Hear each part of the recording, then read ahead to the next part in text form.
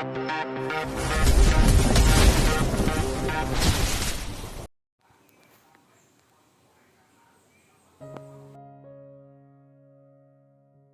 27. Istri kontrak Sang Cheo. Apa ini?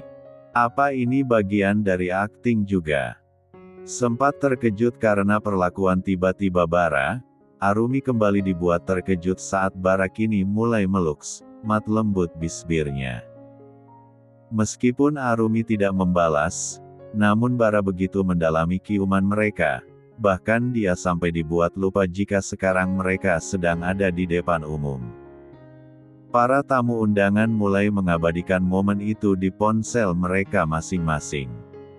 Pasangan pengantin yang seharusnya menjadi pusat utama kini tergantikan oleh pasangan yang sedang berciuman mesra itu. Kedua tangan Arumi mencengkram kuat jas yang dipakai oleh Bara.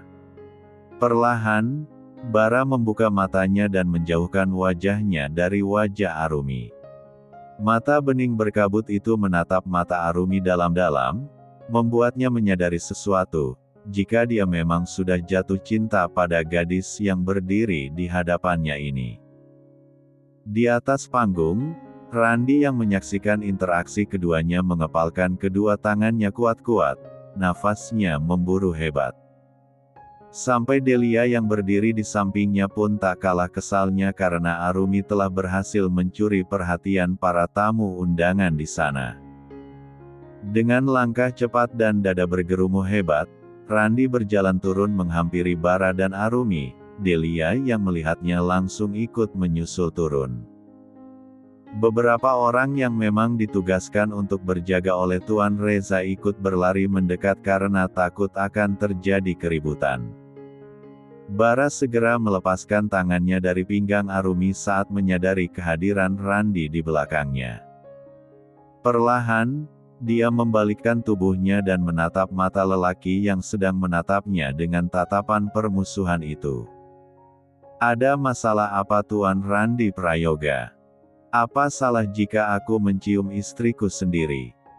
Tidak ada jawaban, Randi hanya diam dengan kedua tangan yang masih mengepal kuat. Wajahnya menyiratkan sebuah kemarahan yang sangat dalam.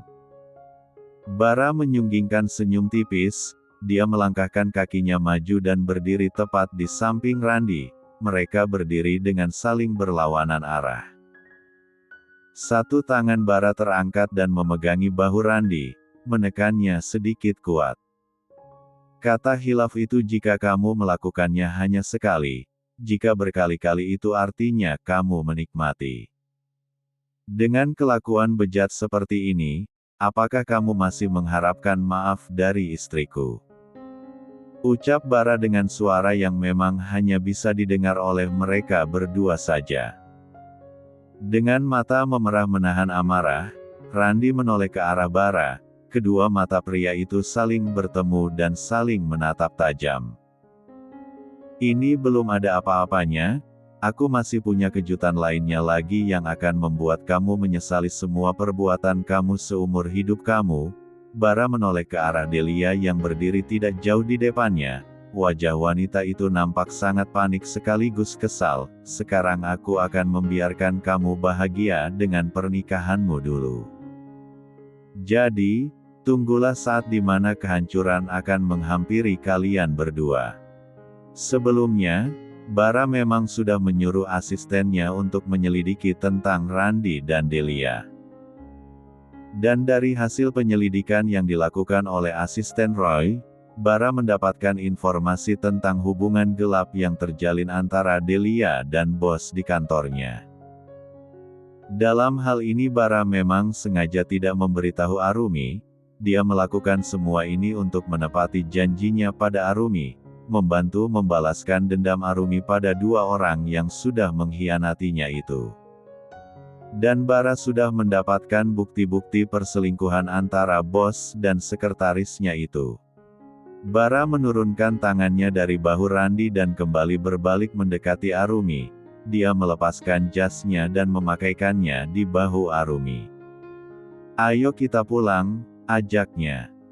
Tanpa menunggu jawaban, Bara langsung meraih tangan Arumi dan membawa langkah istrinya melangkah keluar meninggalkan ruangan tersebut. Arumi yang masih bingung hanya dibuat menurut dengan banyak pertanyaan di kepalanya.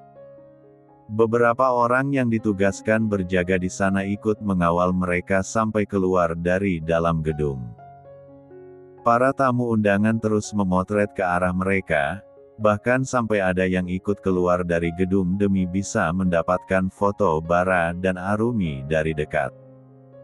Asisten Roy yang sudah standby di depan segera membukakan pintu belakang mobil untuk mereka. Para penjaga di sana mencoba menenangkan para tamu undangan agar tidak menghalangi laju jalan mobil yang akan lewat meninggalkan gedung itu. Sementara itu di dalam gedung, Randi tengah mengamuk dengan mengobrak-abrik semua barang-barang yang ada di sekitarnya hingga membuat barang-barang tersebut pecah dan berserakan di atas lantai.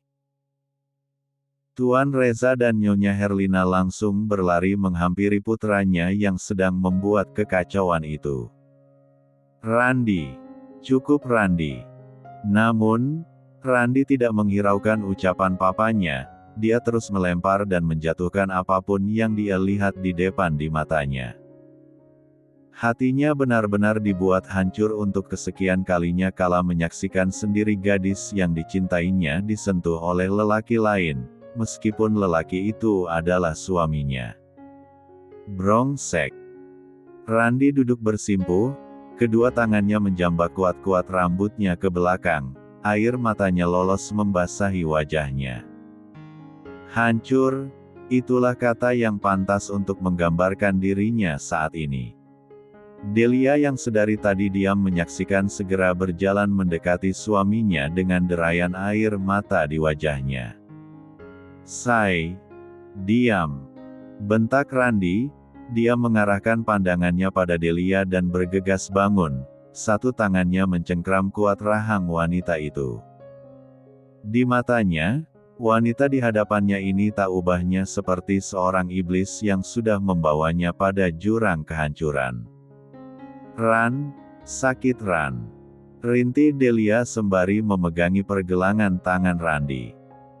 Sedikitpun tak rasa ada belas kasihan pada diri lelaki itu, justru Randi semakin menguatkan cengkramannya di rahang wanita yang sudah sah menjadi istrinya itu.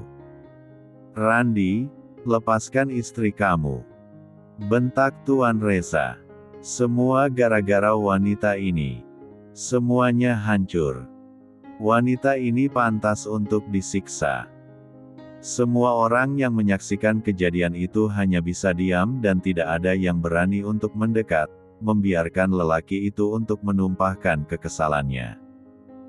Nyonya Herlina mencoba melembutkan hati sang putra. "Randi, jangan nak.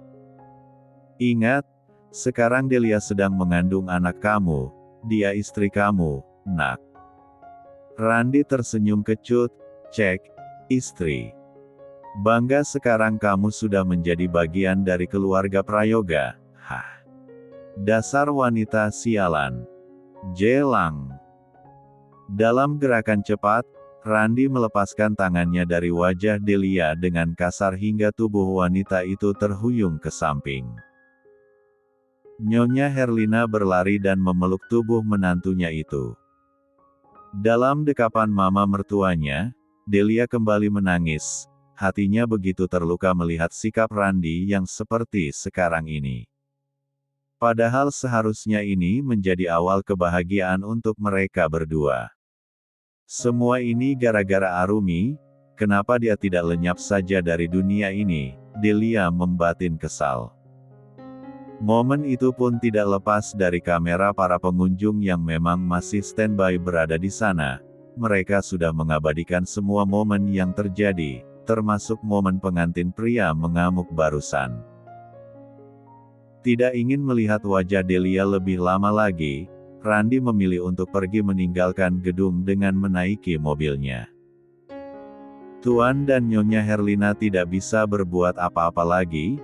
Jika semakin dipaksa yang ada Randi akan semakin memberontak.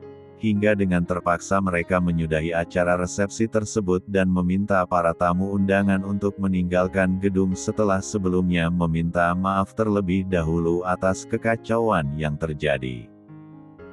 Bab 28. Setelah menempuh perjalanan selama hampir 1 jam, akhirnya mobil telah sampai di halaman kediaman keluarga Alvarendra. Sepanjang perjalanan tadi, tidak ada obrolan di antara pasangan suami istri itu. Keduanya memilih untuk tetap diam dengan pikiran mereka masing-masing. Asisten Roy segera turun dari dalam mobil, namun dia tidak segera membukakan pintu mobil untuk tuannya. Lelaki itu memilih pergi masuk ke dalam rumah melalui pintu samping dan membiarkan tuan mudanya itu untuk mengobrol lebih dulu dengan sang istri. "Tadi itu apa, Mas?" Sempat hening beberapa saat setelah ditinggal oleh asisten Roy, akhirnya Arumi berani buka suara. Gadis itu menoleh ke arah Bara yang masih diam dengan pandangan lurus ke depan. "Tadi itu hanya akting," potong Arumi cepat.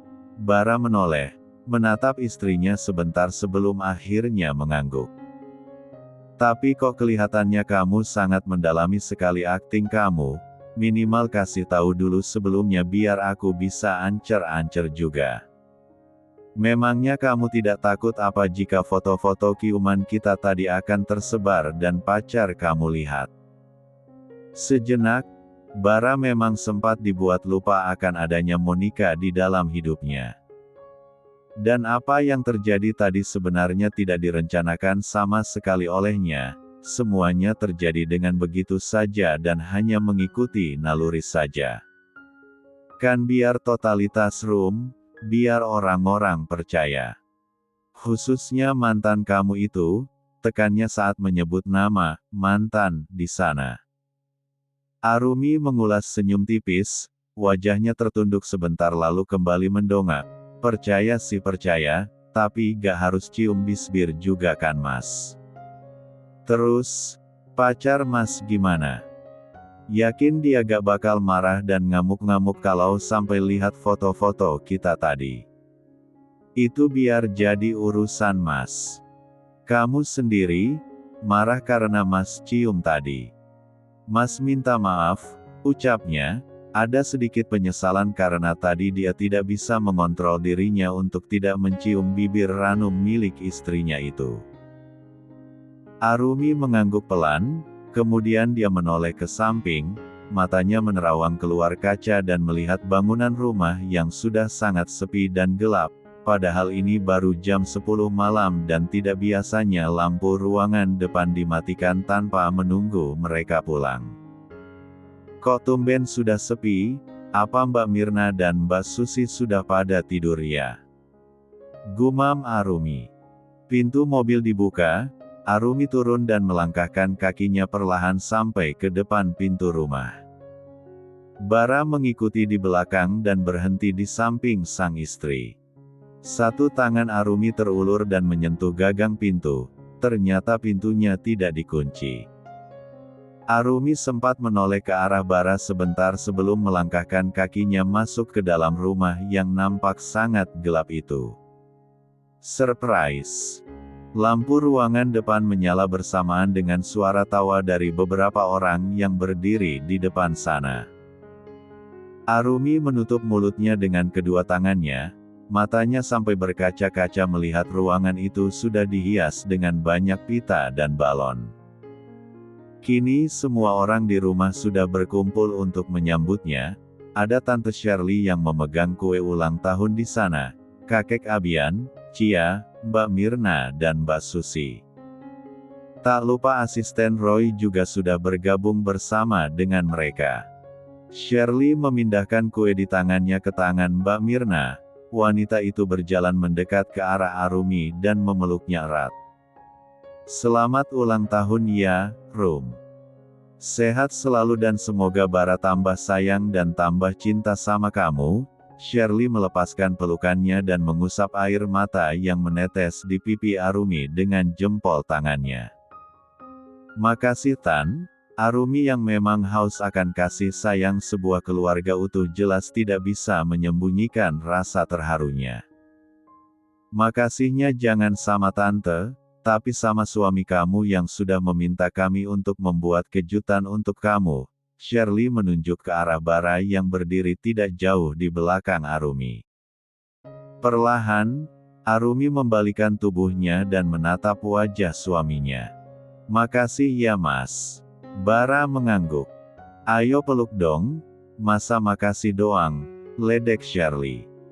Sempat ragu, perlahan Arumi mendekat dan melingkarkan kedua tangannya di pinggang suaminya, kepalanya menyender di dada lelaki itu. Bara membalas pelukan Arumi dan mengusap-usap lembut kepalanya. Shirley mengambil alih kembali kue ulang tahun dari tangan Mbak Mirna. Arumi melepaskan pelukannya dari Bara dan membuat permohonan lebih dulu sebelum meniup lilinnya. Potongan kue pertama Arumi berikan pada kakek Abian. Selamat ulang tahun, nak.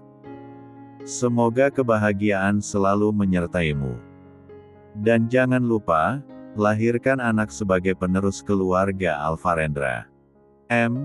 Kek, jangan bahas masalah itu sekarang kenapa sih kek? Protes Bara sambil berkacak pinggang. Kakek kan mintanya sama istri kamu, bukan sama kamu. Kamu bagian bikinnya aja. Jawab kakek Abian tak mau kalah. Bikin, dikira gampang apa bikin? Sudah. Kalian ini cucu dan kakek selalu saja tidak ada akurnya, ucap Shirley menengahi. Cia ikut membantu memotong kue ulang tahunnya dan membagi-bagikannya pada semua orang yang ada di sana. Senyum bahagia tak lepas dari wajah Arumi, membuat mata Bara sampai dibuat tak berkedip melihatnya. Selamat ulang tahun, Rum. Hanya ini yang bisa aku berikan untuk kamu, sebuah keluarga. Jam sudah menunjukkan pukul 1 dini hari. Arumi membuka pintu kamar mandi dan sudah mengganti pakaiannya dengan piyama.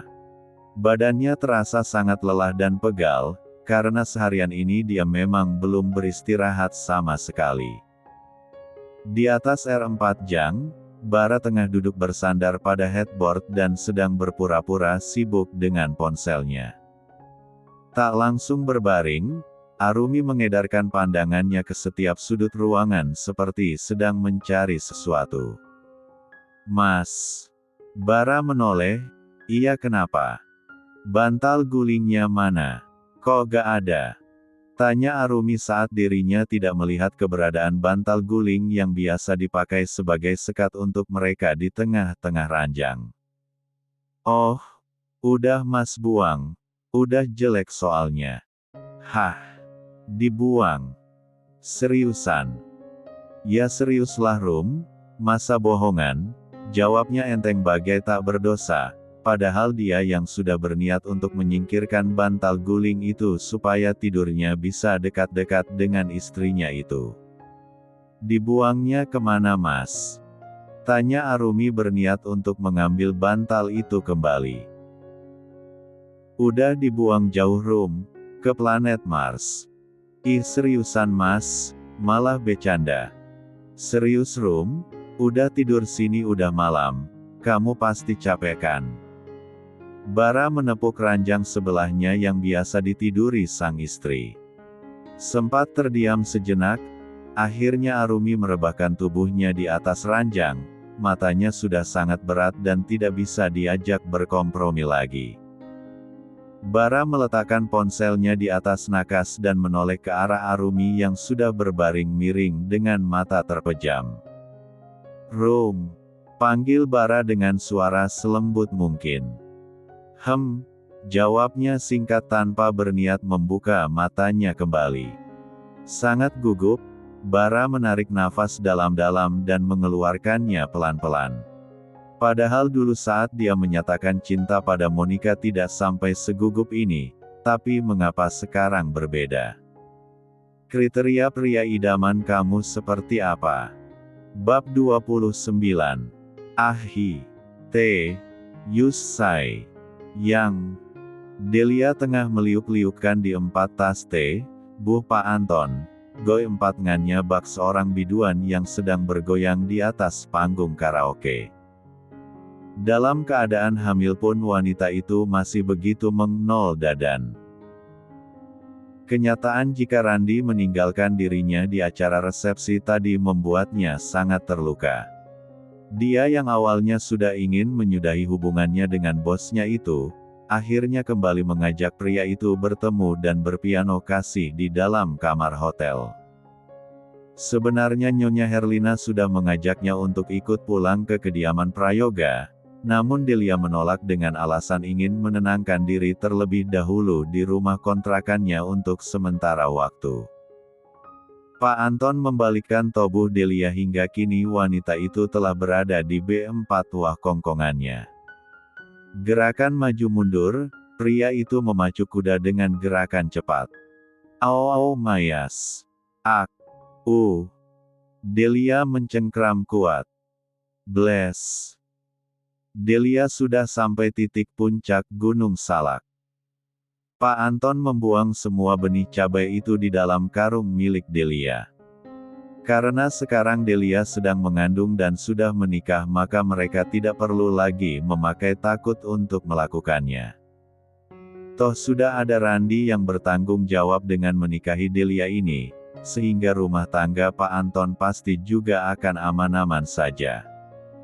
Setelah nafasnya mulai tenang, Delia menarik selimut untuk menutupi badan mereka. Mas harus pulang sekarang, istri Mas sudah menunggu dan menelpon terus dari tadi, ucap Pak Anton. Tapi Mas, Del, kita sudah berjanji untuk tidak saling terikat. Kita melakukannya karena kita saling jos, iya kan? Delia mengangguk, iya Mas. Tapi, mertuaku memintaku untuk berhenti kerja, itu artinya kita akan jarang bertemu lagi Mas. Suamiku itu tidak bisa diharapkan lagi, dia sangat payah. Masih saja dia mengharapkan wanita yang jelas-jelas sudah tidak mau sama dia. Padahal aku bisa memberikan kepuasan padanya setiap saat. Sudah biarkan saja, yang penting dia sudah mau tanggung jawab atas kehamilan kamu ini. Jadi, hubungan kita akan tetap aman sayang. Ya sudah, Mas pulang dulu ya. Malam ini Delia memutuskan untuk tetap tidur di kamar hotel saja, menghubungi Randi sekarang juga percuma, sebaiknya dia menunggu Randi tenang dulu baru dia pergi menemui suaminya itu. Mata indah yang sudah terpejam itu kini kembali terbuka kala mendengar pertanyaan dari Bara tentang kriteria pria idaman. Arumi menatap Bara yang masih terduduk di sampingnya, pria itu sedang menunggu jawaban darinya. Seperti apa?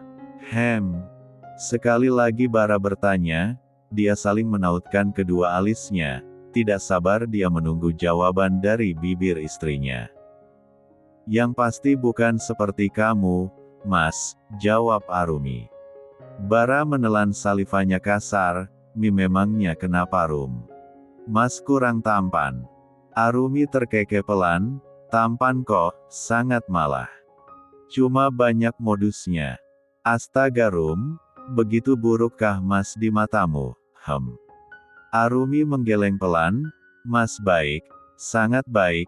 Sampai aku bingung bagaimana caranya harus berterima kasih pada Mas karena sudah banyak membantuku. Jika bukan karena Mas, mungkin aku tidak akan sampai berada di titik ini, titik di mana aku berusaha untuk bangkit dari keterpurukanku.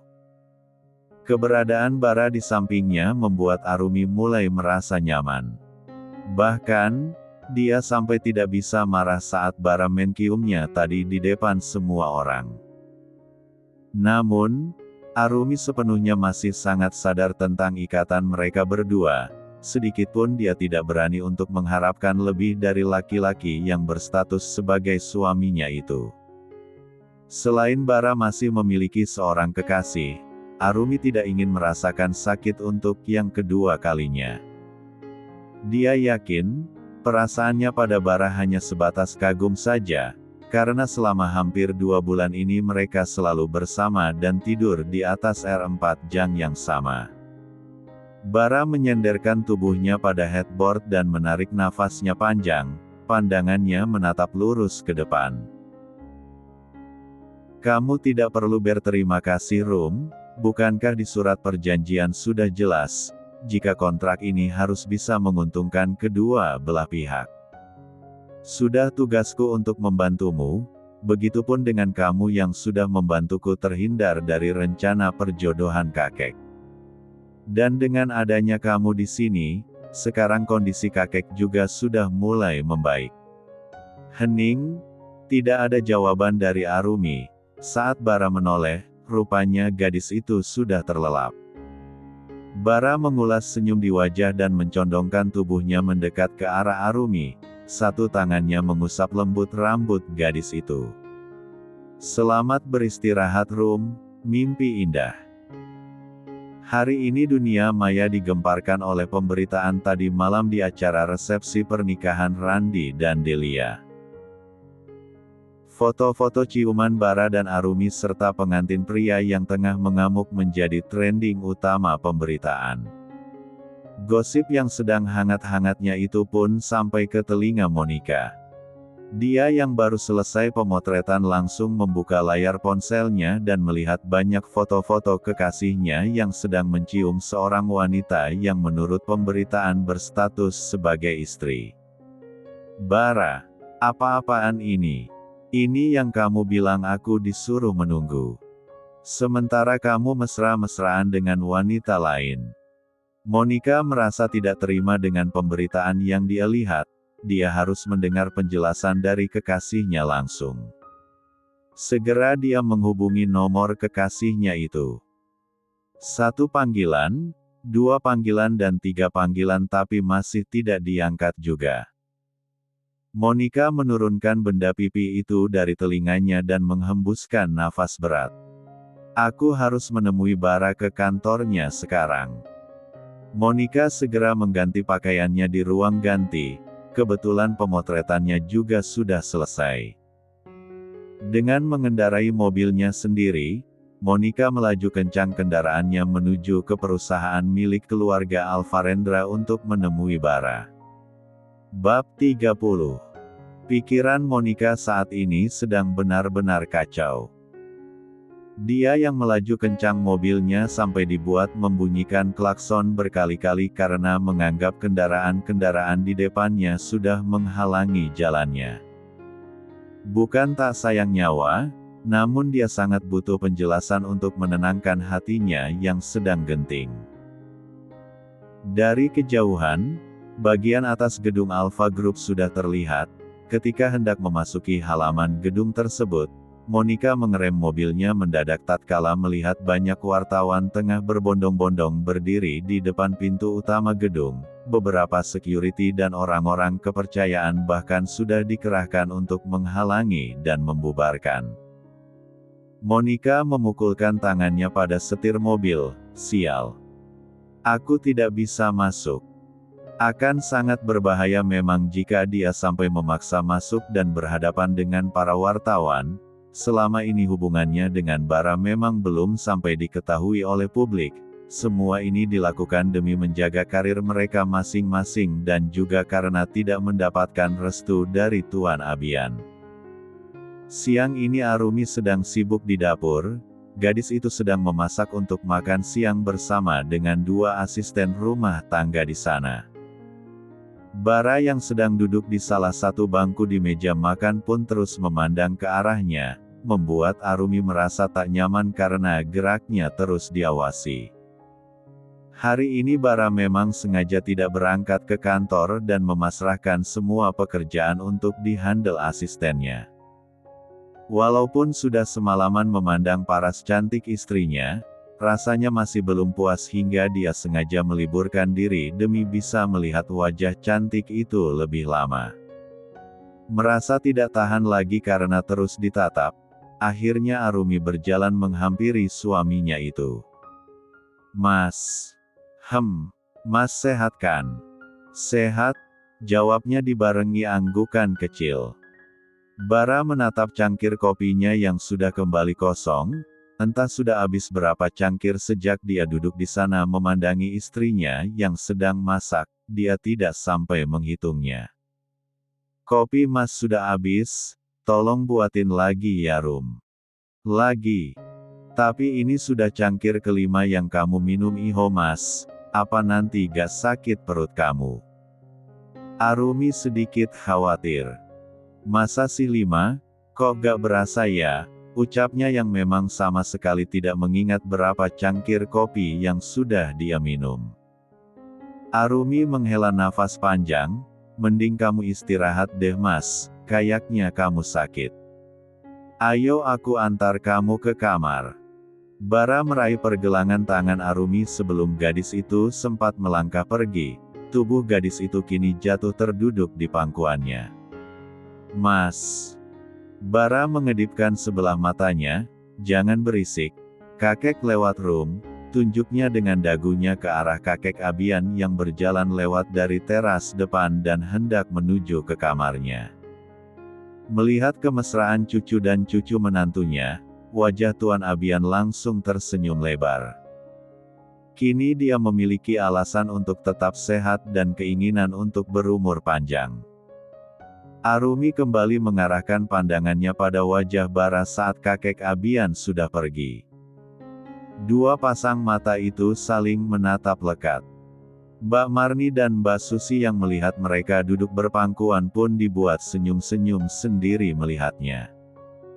Foto dan video semalam sudah tersebar di media Mas, apa kamu sudah melihatnya? Tanya Arumi. Bara menggeleng, belum, Mas sengaja tidak menyentuh handphone hari ini. Kenapa? Apa Mas tidak khawatir jika pacar Mas melihatnya? Mas tidak ingin memberikan penjelasan padanya. Mas tidak akan menelpon, tapi Mas akan menemuinya langsung. Ada hal penting yang harus Mas bicarakan berdua dengannya. Tidak apa-apa kan kalau Mas pergi menemuinya? Arumi tidak langsung menjawab, hanya sebuah senyuman tipis yang dia tunjukkan di wajahnya. Mas meminta izin karena kamu adalah istri Mas, kamu jauh lebih berhak atas diri Mas, Rum. Kening Arumi mengernyit, sejak kapan lelaki ini bisa bicara seserius ini? Biasanya dia akan langsung mengelak dengan membicarakan isi surat perjanjian sebagai penegasan hubungan mereka. Dengan jantung dak-dikduk Bara menunggu jawaban dari istrinya, berharap istrinya itu akan melarangnya pergi menemui Monica. Pergi saja Mas. Aku tidak keberatan kok, tegas Arumi. Tidak ada niatan dia ingin melarang-larang Bara menemui kekasihnya itu. Jawabannya sungguh di luar ekspektasi Bara, hatinya mendadak dongkol. Astaga Rum, paling tidak bilang jangan pergi kek. Sepertinya aku harus googling lagi nih di Mbah Google, bagaimana cara meluluhkan hati seorang wanita dengan cara instan. Bara menurunkan tangannya dari pinggang Arumi. Sadar masih terduduk di pangkuan Bara, Arumi pun bergegas bangun dan kembali berdiri dengan tegak. Kamu mau kemana Mas? Tanya Arumi saat melihat Bara yang juga ikut bangun dari duduknya. Mas mau mandi? Tiba-tiba gerah. Panas luar dalam. Bara meninggalkan meja makan. Arumi mendadak khawatir melihat ekspresi wajah suaminya yang tiba-tiba berubah. Apa tadi aku salah bicara ya? Gumam Arumi. Sesampainya di dalam kamar, Bara langsung meraih ponselnya dari atas nakas dan menyalakannya. Beberapa panggilan masuk dan pesan dari Monica sudah memenuhi layar ponselnya. Namun, tujuan utama Bara mengambil ponsel bukan untuk menghubungi Monica balik, dia memang ingin bicara dengan wanita itu, tapi nanti. Bara mendudukkan dirinya di atas ranjang dan menyenderkan punggungnya pada headboard. Tangannya mulai sibuk menuliskan sesuatu di kolom pencarian Mbah Google.